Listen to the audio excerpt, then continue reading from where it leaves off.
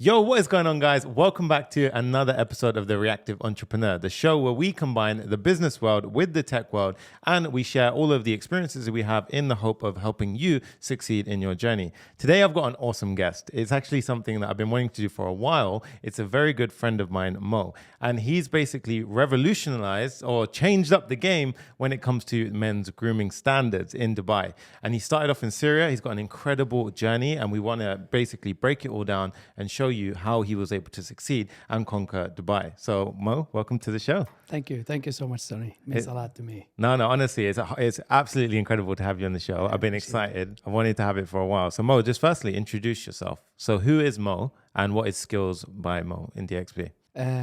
Mo is Mohammed Mir Ibrahim, aka Barber Mo. Yeah.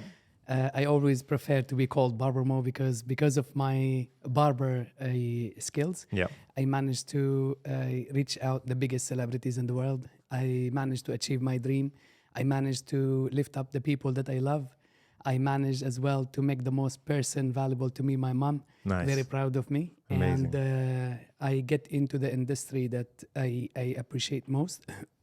I developed from it a way different level of an experience for people who appreciate arts. Yes. And who really value their grooming to a different level. Yeah. And they believe that their identity is how sharp and presentable they look like. Yeah. And they take it too serious in their lives to help them to be more confident, as well as to introduce themselves to the world in way different shape. Yeah. The ready people, the people that they're going to achieve success, the confident people, the qualified people for whatever position they wanted, and the people who's really willing one day to make the whole world know about their name. So basically, it's not just a haircut. Yeah. It's 1 hour to 2 hours at my facility that it's going to help any person to back up himself with a massive energy of a confidence that it's going to help him to think better, to feel better,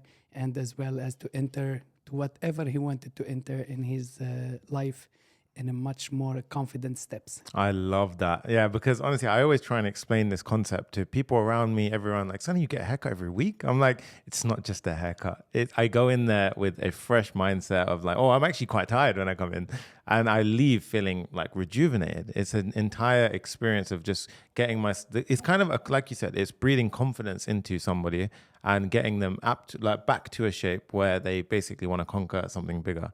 And I think you've absolutely nailed that. You've taken something which is considered just like a normal barbershop in many cases. And I really want to dive into this. How do you go ahead and change like just a haircut to something like a men's grooming experience? Because now if I come to Skills, it's more than just getting a haircut. And by the way, guys, if you want to know, this is the guy that keeps me fresh for camera. Everyone always comments saying, who gives you a haircut? This is the guy. So if you want to go ahead and check it out, you can check it out. But yeah, how do you turn something like that? So go from, because you were initially a barber right in the beginning, right? Yeah. And then you had a vision of doing something bigger. And now you've got essentially a whole grooming suite ahead of you. So what's that journey like? To be honest, it all started with something that I would love to have in my life to be recognized globally. Okay. Because I've never had a degree background or a big family title background. So I came with my thoughts only. Yeah. Into this world, and I tried to be somebody exist. Yeah. I don't want it to be just ripped off or demolished by the time and sadness and negative energies. Yeah. So I figured that I have to find out something that could be a proper social networking platform. Right. That could really set up from me a different level of mindset. Okay. Being learning and earning at the same time with everything. So I decided barber chair will be the best chair to bring everybody to me, since I wasn't financially able enough to travel the world. Yes. So I thought to find a good place that could bring the world to me. Nice. And barber chair was the best option. That's awesome. Because now you must have sat down with, especially in Dubai, you must have sat down with a huge amount of like different types of people, including the most successful to your everyday person. And you basically are doing the same thing to, no matter who they are, bringing them up, bringing their confidence up. But that is actually a really powerful way of doing it, right? You're bringing in everyone to your chair instead. Exactly. So let's go to the start of your journey. All right. So what made Mo become Barber Mo? Like, what was your start? How did you get into cutting hair, doing this in the beginning? And where was that start? Was it in Syria? Was it in Dubai? Where did that start off? I actually started too early age. I was always seeing myself, I'm an artist. Yeah. To whatever I involve, I managed to work it with its absolute details. Yeah. And one day it took me to work with a family members because I was too little. I started at 9 years old. Really? Yes, yeah. It was too early because I have to lift up my family. So it took me to work in a lot of different jobs on daily basis, like 2 to 3 times per day. Wow. One of it was the barber shop. Yeah. Nice. So I work it, and within 3 months, like every other job, I managed to bring a lot of attention. Yes. Until even the master, the people that I used to work with, sometimes they were like a little bit, feeling uncomfortable when the clients complimented me and I was too new, too young. So even though to reach that chair, they used to put for me a step. Yeah. And I was complimented. So there where I found myself like I'm very good at it. Nice. But it wasn't paying well. So I have to go with my full responsibility and lift up the rest of the people. So I started to work somewhere else. But then I just felt myself like I only feel comfortable. I only feel a big dude. I only feel like I'm undefeated person, right? Right behind the barber chair, when I stand there, when I started to groom the people. Nice. And turn the chair and then see the people looking at me and they're like, what you have done. Yeah. So there where I started to have my confidence like really growing and my self-esteem started to be boosted up to the maximum level. Nice. But because it wasn't paying well, so I decided to quit. Yeah. Then one thing happened. My mom, I went home very upset because they were very tight on me, not paying me well. Yeah. I said, no longer. Then my mom, she just looked at me. She said, listen up. I know you're responsible. I know you're taking a lot of things in your life. But one thing I want you to put in your head. Yeah. I don't know why every time I walk in front of the barber shop that you're working at, I just see behind the barber chair, big guy one day. Yeah. I'm just telling you this. Do whatever you wanted to do in your life, but try not to quit this. I don't know why you look awesome. I love that. Yeah. Yeah, man. And then from there, like her thoughts has, when somebody that you love most come to you on your weak moment and then just lift you up with the smallest thoughts. Yeah. That's why I decided on the barber chair as well to go and be the person who really give the word only. Right. Because a lot of people, like my status, I never needed money. With my mindset that I have, that I born with, I never needed money. I need a word. Nice. That word come from my mom has changed from me a lot of things. Yeah. Has developed from my skills a different level of a masterpiece. Right. And there where I try to take it further, I trust it was the fuel, and still that every time I do something, I just remember that I'm the best behind the barber chair. Yeah. And my client, like when I try to complement my mom's thoughts with the reality, I believed on it most because that was the most thing that I was receiving on each and every client I used to serve. Nice. When I turned the chair or showed them the mirror, they were like, wow. Yeah. So that makes me understood Barber Mo, he should go to wherever he wanted to be with his Caesar. Amazing. He should cut every single opportunity to a half and then hold it tight. Yeah, how were you learning when you were doing this? So obviously you're young when you started. Was it like shadowing somebody else, like family members you were saying that you were doing it with? Was it just mentoring from them, or was it just watching and observing how they were doing things? Like the quality, how did you get that increase? Being fast learner, that's something that I born with. Nice. And I sharpen it a lot because I needed to make me reach my dream fast. Yep. So I started to put myself into a lot of different trades and works because I really wanted to pick something that I will really feel myself I'm 100% into it. Yep. So that I could, just focus on that. Nice. When I start on barbering, I just felt the art. Yeah. And I felt like when I looked around me, I felt like, man, it's something very attached to the humans. Even for me, like when I'm dressing or whatever, if my hair it's not good, I feel everybody look into my hair. Yeah. When my hair, it's like when there is some damaged line or something not going well, party, work, street, interview, wherever I go, I feel everybody looking into this problem. Yeah.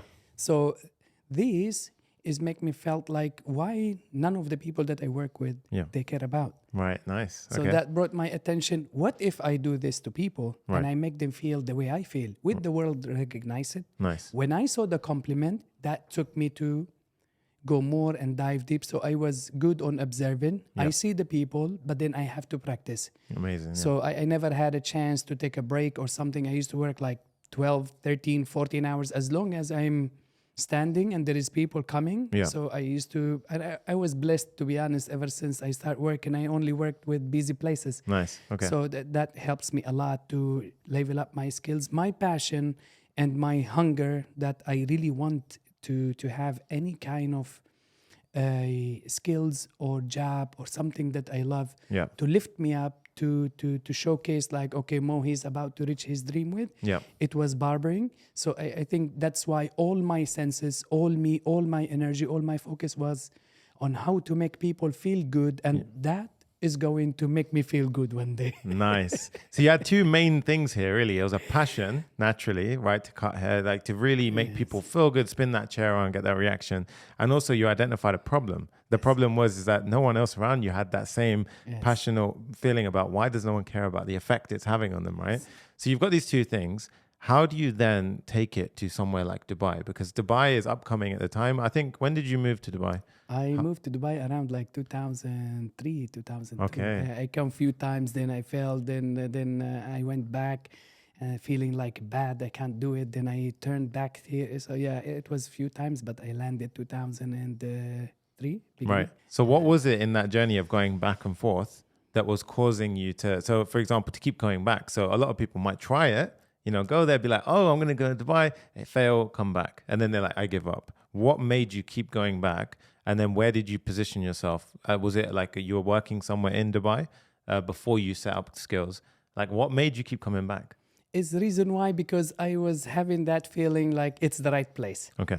But being child and being a person also have a lot of responsibility. So it was always taking me feeling like, what if there is another place much better? Yeah. You know, so I used to go back and then compare. And every time I go back and check what's going on in the other environment, I felt like, no, there is something, man, like a magnet bringing me back always to Dubai. And every time I come back here, I find growth.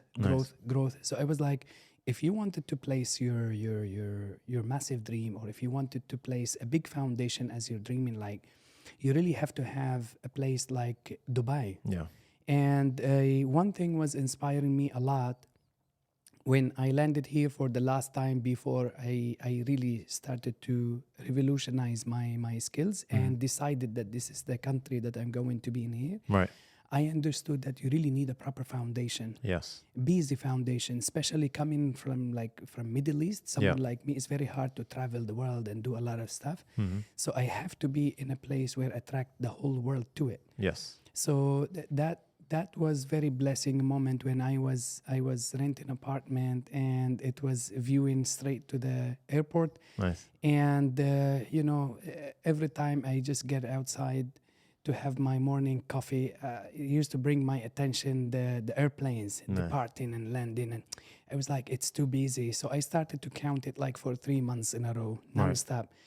3 months as long as I'm sitting on the balcony, and it was always 1 minute and 59 seconds when a plane will land and one will depart. Right. So I was like, listen, this is the foundation. Nice. So there where I felt like, okay, so if you wanted to go international, if you wanted to reach the world from your barber chair, you have to place your chair in the central of the world where it's bringing entire attention and people to come in here. Yeah. And Dubai is a perfect place, right? You have literally every nationality coming in every day. Yes. So incredible. So you positioned yourself in the right place. So now you've got all three things. You've got your passion, you've identified a problem, and you put yourself in the right place. Yeah. Right? Now, obviously, everyone will be like, oh, no, that's easy. You can just carry on and crush it, right? Now, the hard part here is, did you have things that were against you? All right. So what I mean by against you, I mean, was there things which were unfavorable to you by being in Dubai, getting started off? Example, in Dubai, like if you come in with a British passport, it's very much like a case of a lot of doors are open by default. Was it different for you coming from somewhere like Syria? Was it a tougher journey, would you say? And how did you overcome that? honestly speaking, when you carry big dream, the bigger that you dream, the tougher that it will be. Like the journey will be very difficult. Most especially that you have to tell to the world like who you are in advance, being who you really are. You know what I mean? So I was always blessed with big mouth. I like that. And that really, make my journey very difficult. They always say like, watch your mouth because your mouth can, overload your shoulder. But it was just me. So walking all the time and telling to the world what I wanted to do, coming back from a Syrian nationality and also very poor environment that have me no degrees, no school, nothing. It was most challenging point for me. If you ask me, it was my language. Right. Okay. That's why even now, whenever I get a chance, I keep talking in English. I practice that. It's something like I'm really proud of. Amazing. Yeah, I mean, right now you're holding the podcast perfect. Yeah. So it's something like I'm really proud of because I put into my mind like, listen, the main key, the major key. It's not just the place. It's not the government. It's because you can blame everything if you wish. But then I told myself, it's all about my big mouth. Yeah. It has to open for me doors. Yeah. And I need to connect to the world. Yeah. So I must have some good English. Yeah. I actually faced my most difficult challenge, which is talking to a British nationality especially. Really? Okay. Yes. So I started to look for what is the weakness on the market. I saw a lot of people. It was Dubai on its very beginning, you can tell. Yeah. So when the people started to land from different nationalities, so mainly because it's Arab world, people relying on their Arabic most. Okay. So I took the chance to be right opposite how my previous colleagues used to act like. Right. So I used to face the difficulties, sit with the customer, write down every single word he said to me as much as I can. Nice. Like memorize it all. When I finish the haircut, I will write it down all. I will go home, then I will start to ask people who speak double language, what's this mean? What's this means? Then I will go to face my customer. I remember very well that one incident that has really shaped me up very well. Yeah. One client, a British client. Right. His accent was very tough. Yeah. And he was insisting, I want somebody to speak good English. Right. Because they were always suffering like how to communicate and how to connect to the barber to deliver for him what they want best. Because it's a lot of details to explain 100%, to the barber. Like I want line, sharp line, especially the word of fade. Yes. Give me fade cuts, cuts. Man, I told my manager, man, I need to take this guy. He told me he's very, very tough for you to understand. You're too new with us, only 3 months. I said, let me handle it. I know because I trust my skills. Yeah. Well, long story short, I start working, and then when I finished, he was very mad at me. He take off that cutting cape, he roll it, and then he drop it straight on me. Really? Yes.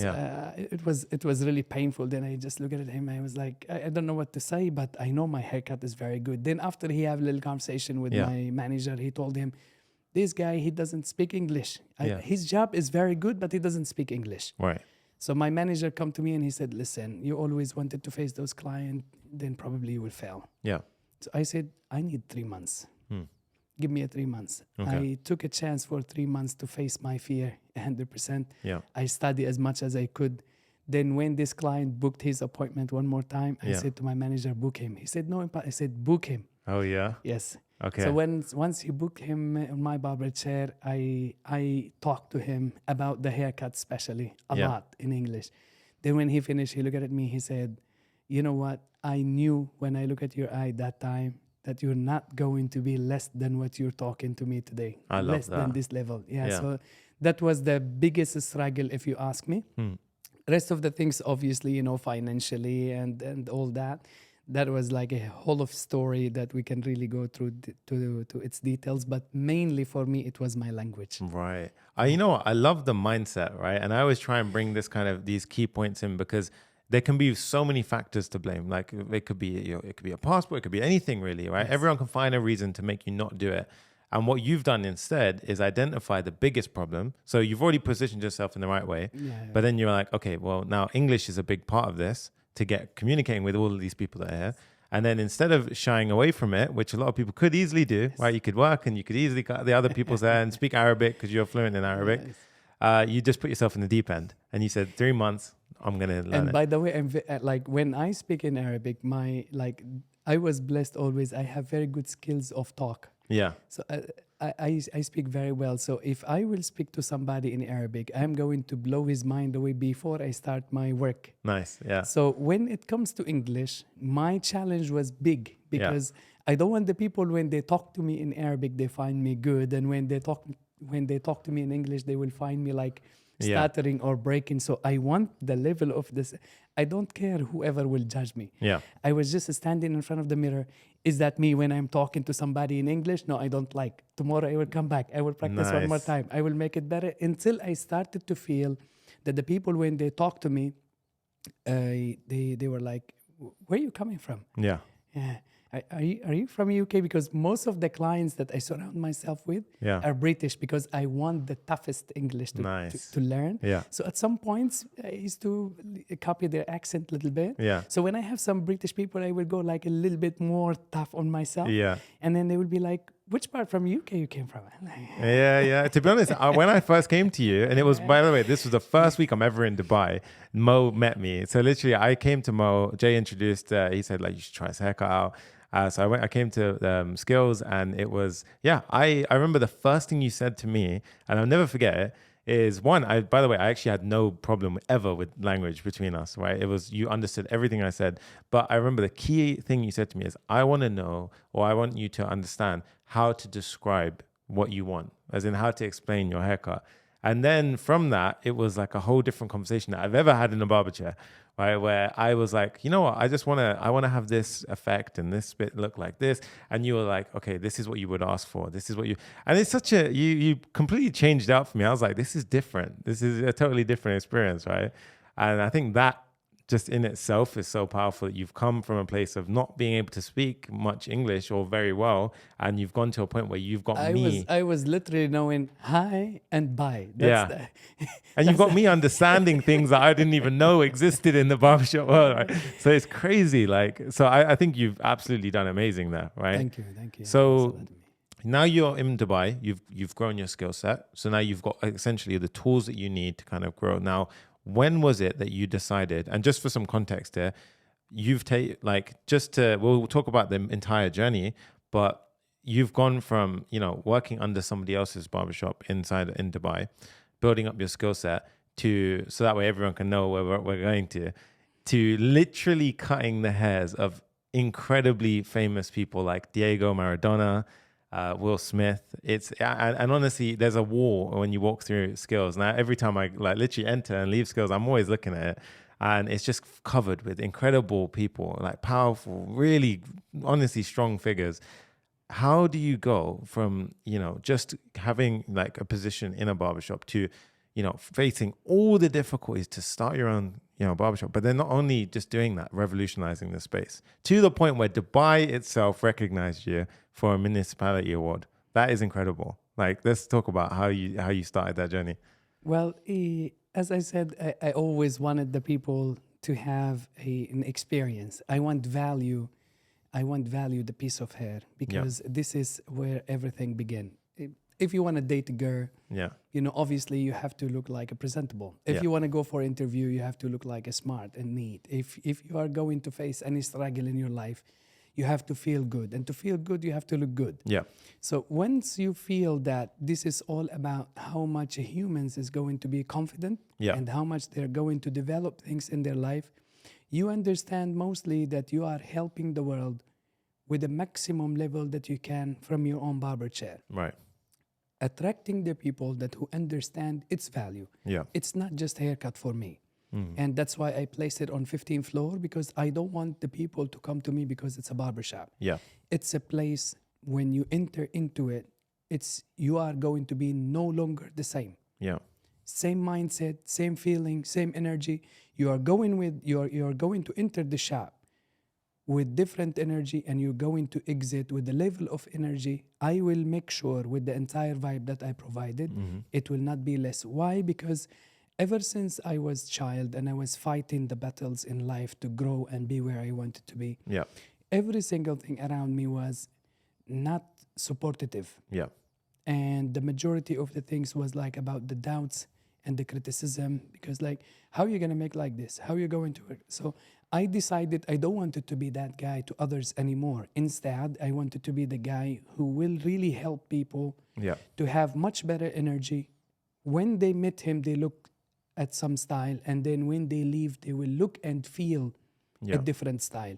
So from that, I started to develop the style, how it should look like it should be all white.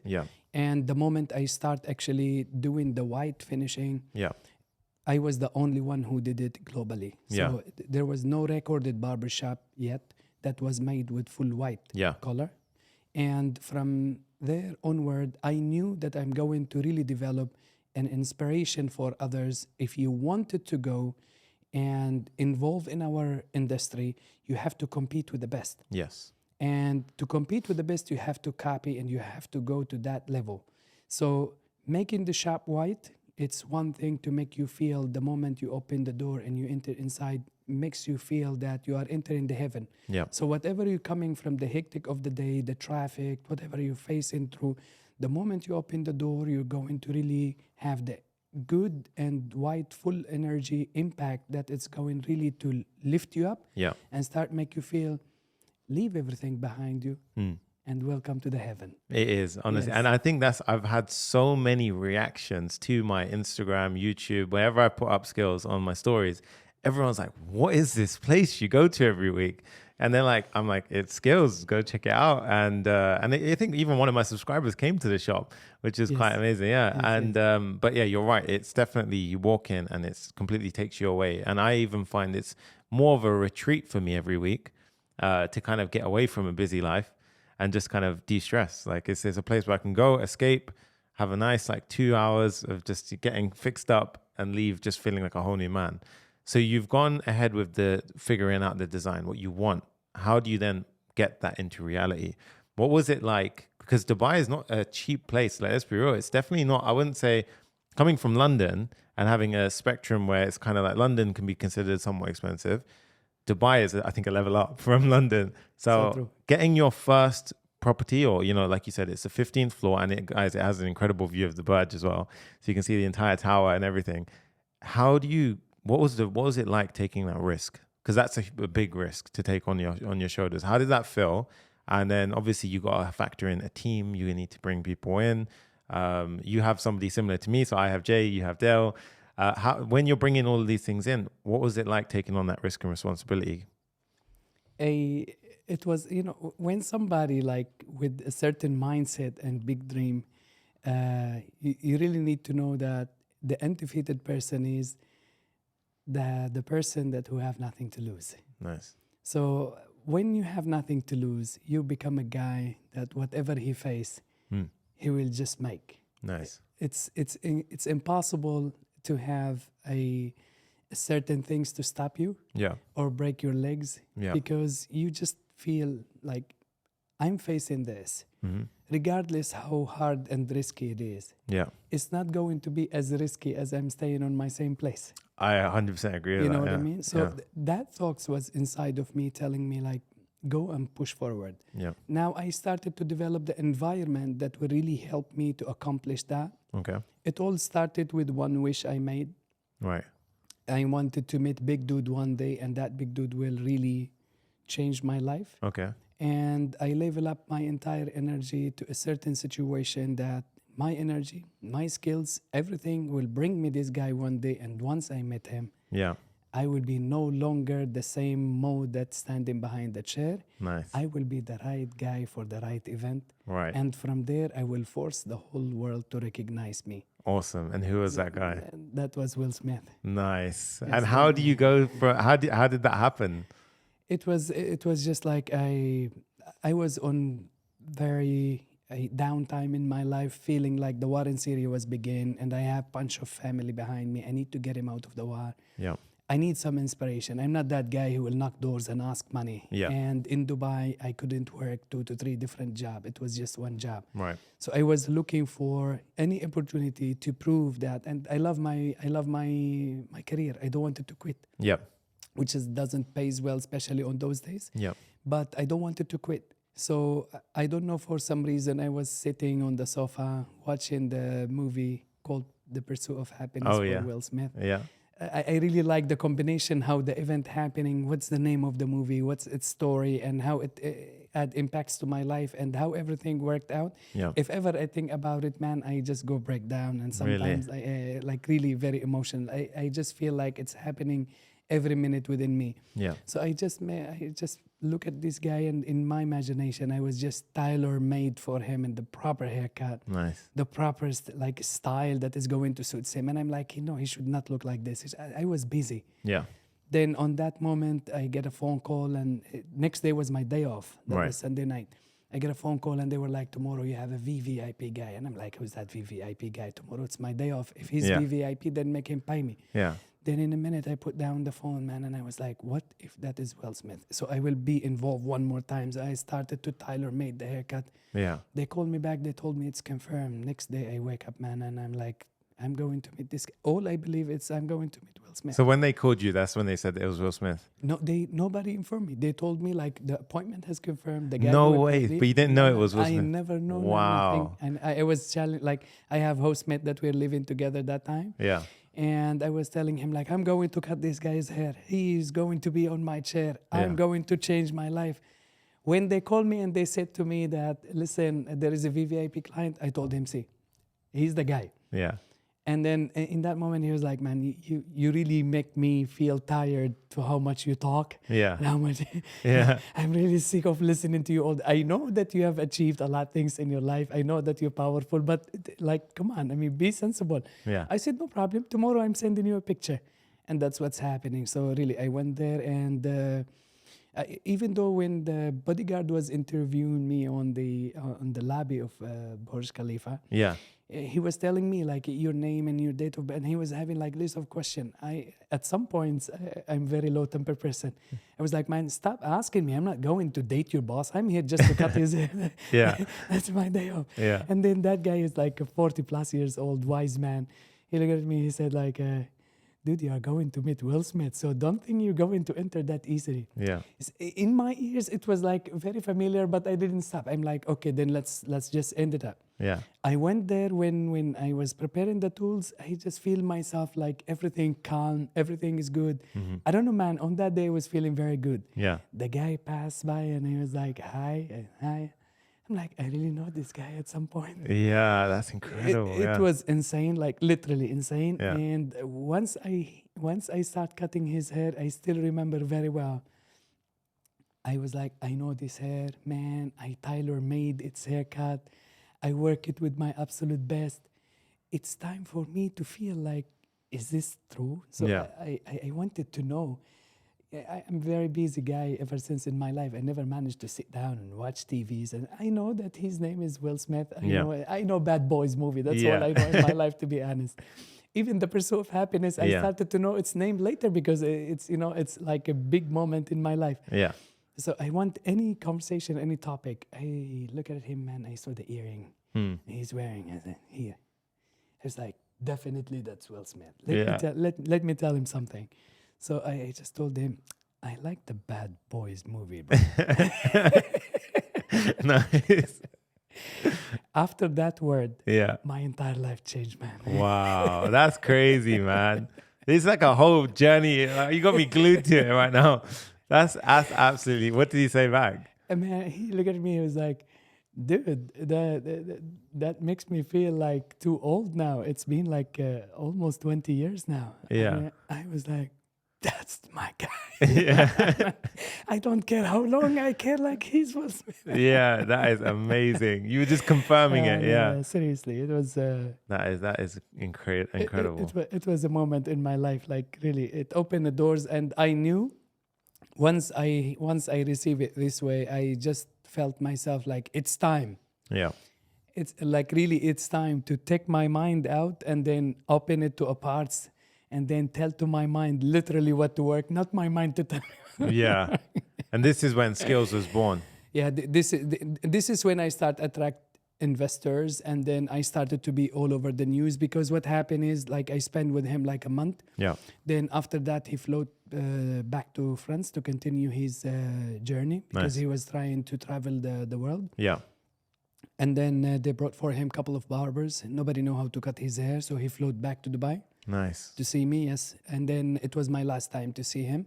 And then once I went to the hotel, really he welcomed me and he lifted me up to the sky. He was like, bro, man, I really need your service one more time. I need the skills. And that was one of the inspiration for me to name my shop too as a skills. Because, wow, okay. That's how, he said to me 2 words, and there it's really comes all over my life story.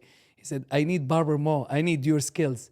Nice. There were everything in my mind, like that's the name for my shop, because everything I'm doing in my life is for a reason. Yeah. And that was it. So once I served him and he said like, listen, you really need to know that the level of skills you have, it's different. And on that day, I brought with me my previous boss. I wanted to introduce him to him. So basically he goes this way. He told him, bro, you really have to take your guy with bring like a golden water, dip his hands inside, seriously. That's what he said to him. Dip his 2 hands inside and frame it in your wall. He's your money maker. No way. Yes, man. That's so true. And to come as a compliment from a big dude like Will Smith, for me, I understood. If you ask me what it means to me other than being too happy, it means to me one thing only, that if a person like him who traveled the world, who get a chance to call any barber, to change his entire life in a minute. And he complimented me this way, and he's an artist. So that it means I'm doing something needs to be recognized one day, and I'm on the right track. Nice. So when we went outside, it was sad that my ex-boss said to me like, listen, all this scenario makes me too happy for you as person, but I'm not happy because it was all about you. Oh, no way. Yeah. And then there where I understood that my future, it's on my own hand. Nice. I'm the only one responsible in my head, I said, to bring skills. Yeah. I love it, man. So that was literally, and it naturally flowed, right? So you naturally led to this moment. Then you've launched skills. Yes. Right? Then I started to attract, because of that, the whole world started to interview. Like it was first time for Will Smith to be in the Middle East, and it was the only me that I could have conversation with him. Right. No media, nobody was allowed to reach out to him. Okay. It was private visit. Yeah. I trust he was invited from the royal family. Yeah. So it was private visit, and I was the only one. And that brought the entire media to come, and they named me that time the luckiest barber in the Middle East. Oh, nice. Yes, there where the people start come to me. I take the chance because I understood it's the opportunity to start invest on myself. Definitely, yeah. Yes, I started to buy like special tools. I started to dress different type of dress. I was fighting with my previous company because I never liked my uniform. So I was like, guys, I'm the celebrity barber, so I should be the right person to the right event. You cannot just have me this way, and I have a lot of argue. There where I attract the people to look like shining star, different than others. So, it's always about that little extra things that you put in your life. Nice. Okay. So you can be just an ordinary. You can take it as like, wow, I'm very happy. I already make my mind and I met Will Smith. Yeah. And you can put that little extra things, which is a lot of people, they don't want it to do. Yeah. By the way, and like whatever you do on your daily basis, it's for your living. And whatever extra you do, it's for the future. Yeah. It's investment. So that little extra things accumulates by the time and makes the investors, the people who understand the opportunity very well, and person who know how to develop and elevate different things, they have the money, but they have no idea. So they need somebody who's hungry like me to put that money with them and then take it back with whatever extra percentage extra. And I told myself, it's the chance. So I work it this way. I attract investors. I picked one. It was also a tough journey, but I picked one. Then we have conversation. Okay, this is 5 years investment. And then after that, you're going to take this much. I actually make it with 1 year and 7 months. Then I said, have a good day. Nice. That's how you got to do it. That's amazing. So you caught the investor, took the opportunity, and then that's literally skills like born at that point. Now, the biggest thing that I would have to say here, I really want to know myself is you've got this entire huge passion. You've got this quality that you like hold yourself to.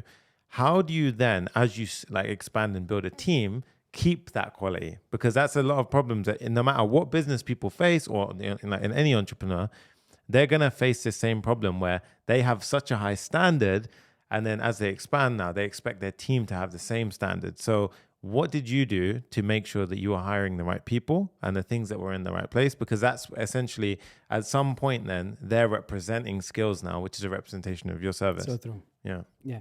So basically, as we start the conversation talking about my English, I'm the guy who blame himself. Yeah.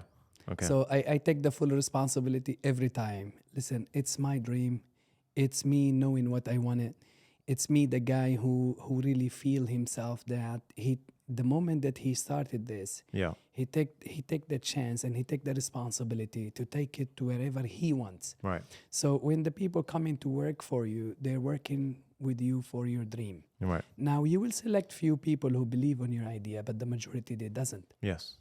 So for that reason, I understood this because I was ever since young, I was doubted.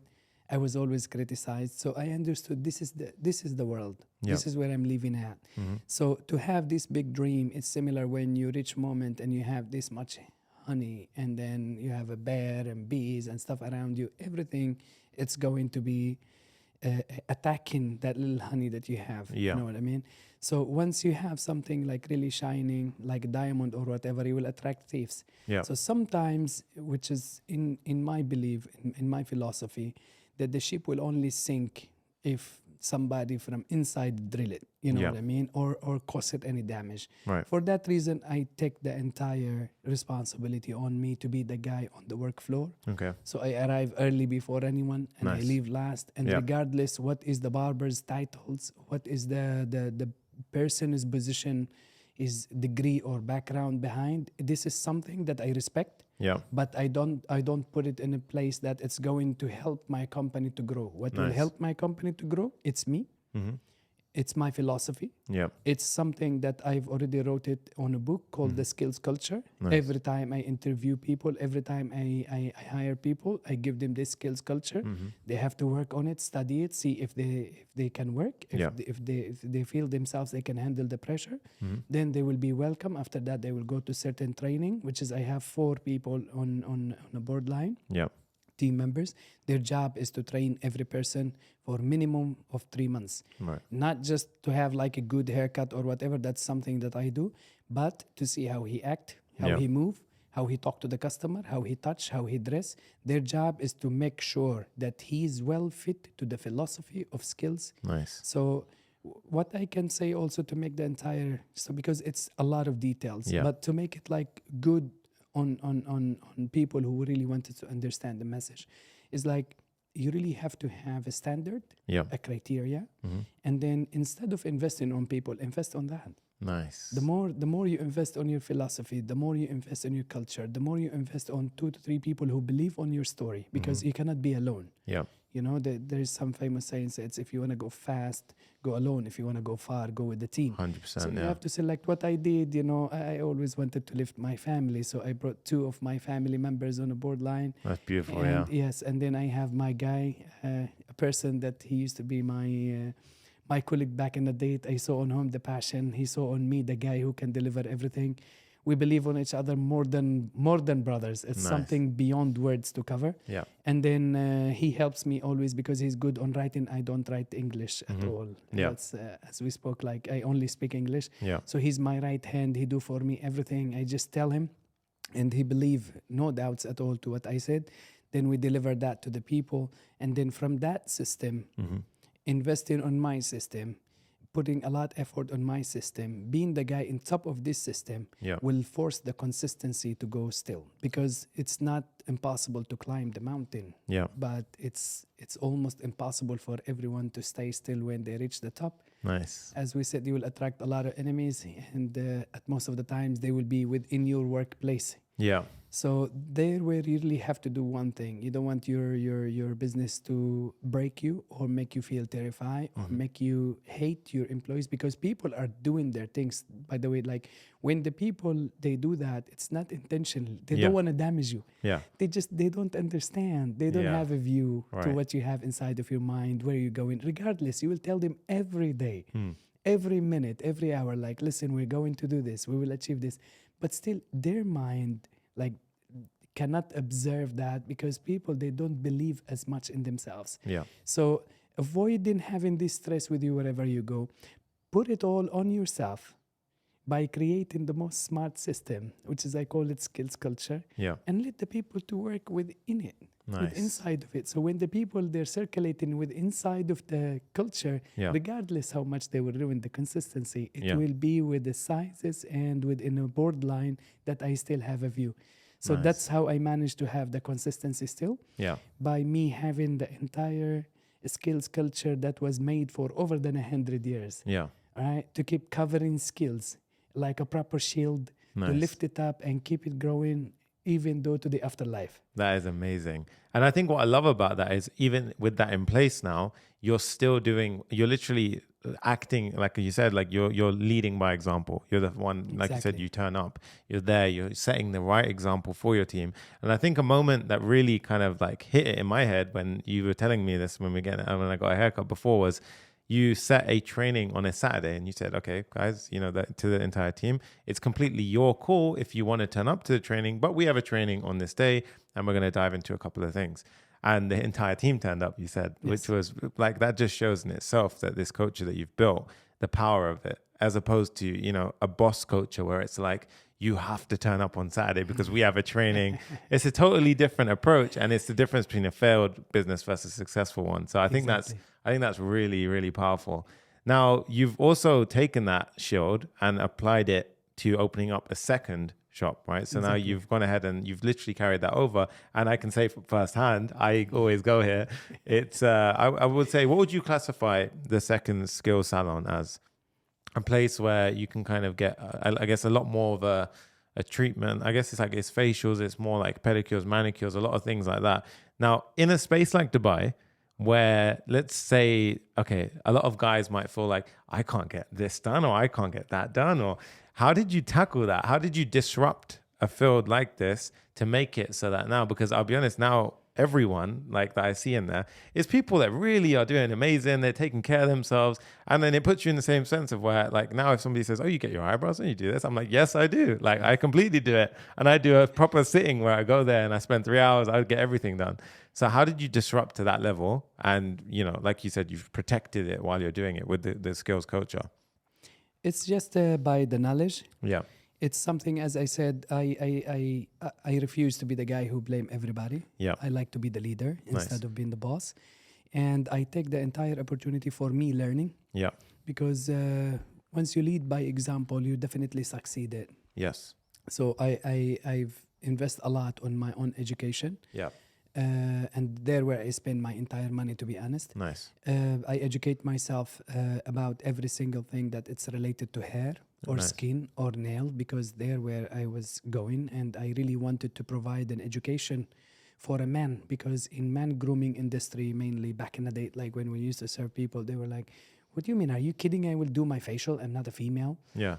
So it was very hard for me, especially here in our region, like how to convince the people and educate them. Like, man, it doesn't mean that you have something problem in your in your sexuality if you have your facial done. Yeah, your skin is the reflect of your inner health. Yeah. So at some point or another, when you know how sales works, they died by the time we go older. Yeah. So if you do a facial and you take care of them, because they don't have anymore any kind of resources that it's feeding them and cleansing them and making them look more glowing. Yeah. And making them look more neat, which is, again, it's the reflect where people seeing you. It's the first impression about you, being hygienic, being clean, being neat. It's something not bad. I believe it wasn't made for male or female. Yeah. It was made for the person who really wanted to feel good about himself. Yeah. And once he met a group of people, he would like to look his absolute best. Yeah. So also once he look at himself in the mirror, he would love to level up his self-confidence and love himself much more. Yeah. So there where you can face difficulties. So knowing all that, it took me a lot of investment. It took me a lot of study about the hair itself, how to prevent any hair fall and all that matters, as well as for the skin, as well as for the nail. Nice. So once I did this education in total, so I started to have people with the skills culture to acknowledge themselves about that, go through courses as well to get better. And for me, on top of that, I go with weekly basis. As I said, I call people, hey, listen up. Today we have a training for X amount of hours. Whoever wanted to show up, it's the hungry people. So I'm going to share with you a lot of knowledge. You better feed yourself with it so you can communicate with your customer and have good conversation with them. Nice.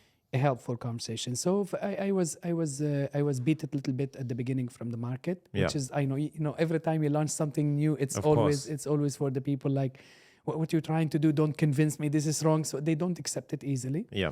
It took me 3 years exactly fighting. Right. Until I proved for the people that if you really get this facial done in this way, with this knowledge, with this product, with these ingredients, you are going to feel this way, look this way, and act like this. And you will be complimented. The moment you exit, this is the very famous word about skills. Yeah. The moment you exit the door, it's impossible for you not being complimented. It's impossible for people to see you and just think of you're normal. They will always say like, man, you look awesome. Or you look different, or what you have done to yourself. That is the word that I promise every client before I open Skills, and since I open it, and I decided forever it will be always the word that you're going to receive whenever you exit the shop. Even though last week you get a haircut. Yeah. But this week, it's another week, it's another people, it's another level of skills, and you should always look good and stunning. So basically, massive investment, being self-responsible and taking the blame all the time, and put the little extra work. I love that, man. And I can personally validate that and say every single week I've had some form of compliment. I'm like, so you look fresh. What are you doing with your skin? People on YouTube are always dropping this comment. That's why I wanted to bring you on and say, this is the guy who does the magic, right? Like, honestly, that's it. Honestly, it's crazy. Like, but this entire journey has had its it's had its wins, it's had its hard times. Yeah. Like I always talk about the concept of grounding. So you need factors in your life that help you ground. And that means that it could be something like, for me, it could be the gym, just to escape and put all of my stress there and come back. For you, in your entire journey, there's been so many ups and downs in different areas where you're challenging different things. What's been your grounding factors? Honestly speaking, it's the sport and my holy book. Nice. Okay. So in my life journey, I always say all my education, all my knowledge, every single thing I've learned, even though about economic or about success, how to achieve your goals, how to be responsible, all of it I've gained it as learning from my holy book. Okay. I'm not too pro on being religious. I completely, it was the only available book for me that I could read. Of course, yeah. And I used to say, like, if this is written or sent from God, then definitely He knows humans better than anyone else. Yeah. To describe for me how my body will function, how the people around me they act, and how I have to protect myself, and how, like, when you hear the word of heaven, you always believe, like, I don't know, it's something like a greenish and stuff like that. In my understanding, especially when I was young, so it always means to me the winning. Yes. Is the better you, the better life, the better. So from there, all the time, where I inspire myself, where I empower myself, where I lift up myself all the time, and listening and understanding that I have been protected from who created me. And he told me, just do one thing, ask me. Yeah.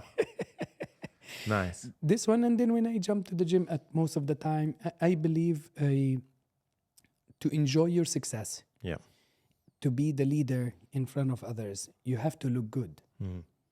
To feel good, you have to look good too. So if you really wanted to succeed everything, and you are not willing to succeed the better you, the better looking you, the better feeling you, then you cannot reflect for the things around you. So gym or sport in general doesn't mean gym especially. Sometimes, like even during COVID, I have some pictures I've achieved phenomenal finishing on my body. Like no gym, no trainer could help me. I never had a trainer in my life, but I never quit working out because I realized every time I go through a tough time, I just have to go to the gym there.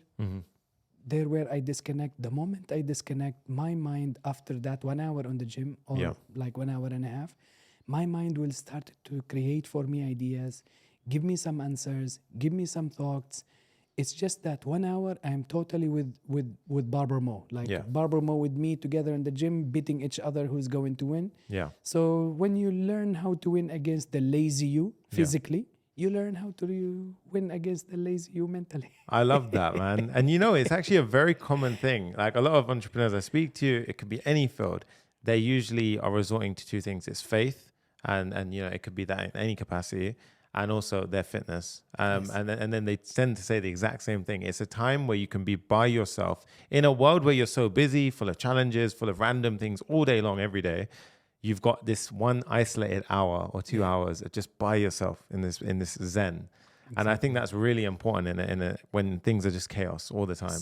All the time is good, and on the tough time you have to go tougher. Yes. Because at some points or another, when it gets hard, you really have to focus on what you have control on. Yes. Like when it goes hard, that it means there is something out of your control. Yeah. If you focus on that, it will drag you. It will take you away.